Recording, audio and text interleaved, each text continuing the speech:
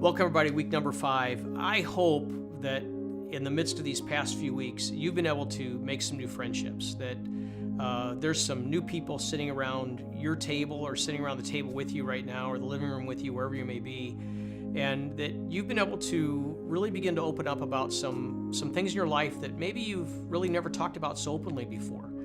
I know that over the past few weeks now, we've been walking through this book that we talked about, Resolving Everyday Conflict with our staff, and we begin the time with a group session together and basically just kind of recap what the chapter has to say to us. Then we go to our small groups, and so I've been in the same small group now for the past number of weeks, and I know that even in that small group of staff members that I work with every day, these conversations have really opened us up to some deeper insights into each other and a deeper awareness and understanding of how we have to deal with conflict and the various conflicts that we all experience in our own lives. And so it's been so helpful for me, and I hope it's been as helpful for you too. And I think it's just going to be really, really, really healthy and helpful for our church too as we continue on with this really important study of what it means to come to the place of reconciliation, resolving everyday conflicts that we all tend to face. Well, so far, as you walk through this, we've talked a lot about the importance of getting real. Last week,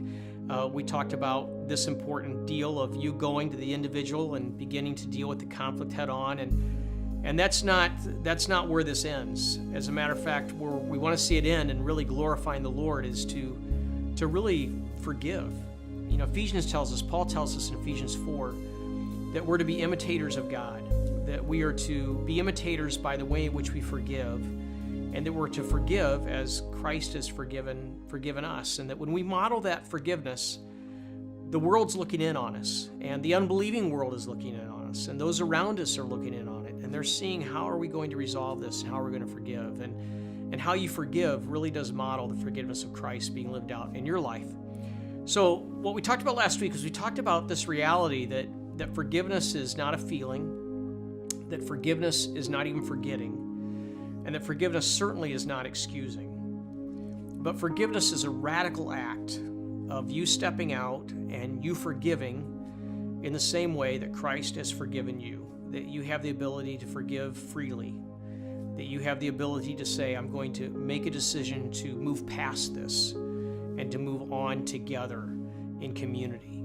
And forgiveness, what it does is that forgiveness frees you from a prison cell that at times you might find yourself in when it comes to relational breakdown and conflict. So this evening, what you're going to hear from is you're going to hear from a couple that their marriage was at a breaking point. It wasn't only at a breaking point, it was at an ending point. And because of Re-Engage at Pathway, our marriage ministry, because of them sitting with some folks and understanding what it means to get real about how they did their everyday conflicts, and because of their willingness to open themselves up to the leadership of Jesus Christ and putting Christ in the middle of the conflict, Joe and Monique were able to come to a place of reconciliation and restoration. And as a result, they were able to really model before so many what it means to really forgive and to restore. And I know you're going to love their story. I hope you're encouraged by it. I hope that for some of you, it challenges you to go deeper in your relationships. And for those of you who are married, I pray that it serves you to go even deeper in your marital relationship with your spouse and resolving these everyday conflicts so that they don't become massive and big and end up becoming destructive, but they can become tools that actually bring you together in glorifying God in all things. So here's Joe and here's Monique. We're Joseph and Monique Ritterheim. We have 4 beautiful children, and we've been married for 12 years. We have been attending Pathway for approximately 3 years. We first got involved with going to see Pastor Gordon for marriage counseling, and he told us about Re-Engage, so we decided that would be something good for our marriage. So we got involved with that. Re-Engage is a group where married couples all come together and just share and also practice God's way of marriage. It is so enriching and life-saving. And we met some really loving people, Pathway is just truly like a healing ground for just the broken, and Reengage is just, if you're broken, it's just a place that you definitely should go and be immersed around other God-fearing people who are just all wanting the same thing, which is a God-fearing marriage, like just a marriage centered with Christ in the center. And it's just a beautiful thing to be able to do, and also to invest in as, a family for your future and their generations. It starts right with just you and your husband. So our first 11 years of marriage, I would say that we were just taking care of the kids, not focusing on us, but everything else. We weren't putting each other first. We didn't have Christ in the center, and we weren't praying together. We weren't doing anything that we should have been doing at all. And so it was, we loved each other, we cared for each other, but it was more like a partnership. It was kind of like, he's going to handle that, I'll handle this, but there was nothing, there wasn't, we weren't truly as one. It was through our brokenness that we became as one. It took filing for divorce and going through unbelievable things to bring us to this place.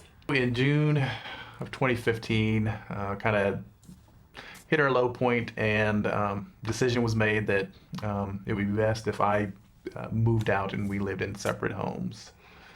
And so over that year, gave each other some space and some time to think of what we really wanted, and if this was really the decision we want to make, that would be a permanent decision, not only for us, but for the children also.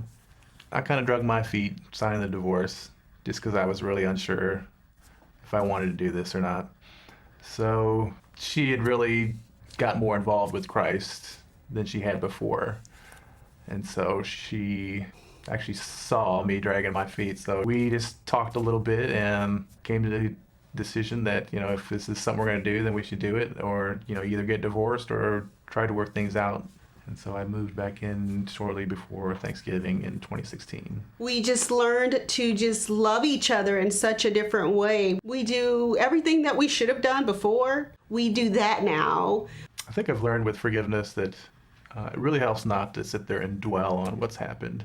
And that if you've made a decision to forgive somebody and to try to improve that relationship, that you no longer dwell on it and just make a conscious decision to say that, I'm no longer going to hold that against the person. Forgiveness looks like for me in my relationship with Joe now is that it is so easy to do once you do it. And when I'm wrong and I know I'm wrong or I'm out of line, it's so easy for me to say, I'm so sorry, please forgive me. And in return, I've noticed that it does something with him too. Forgiveness just is like done on a residual basis for us now. Now we'd like to turn this back over to your small group host. Thank you for allowing us to share our story.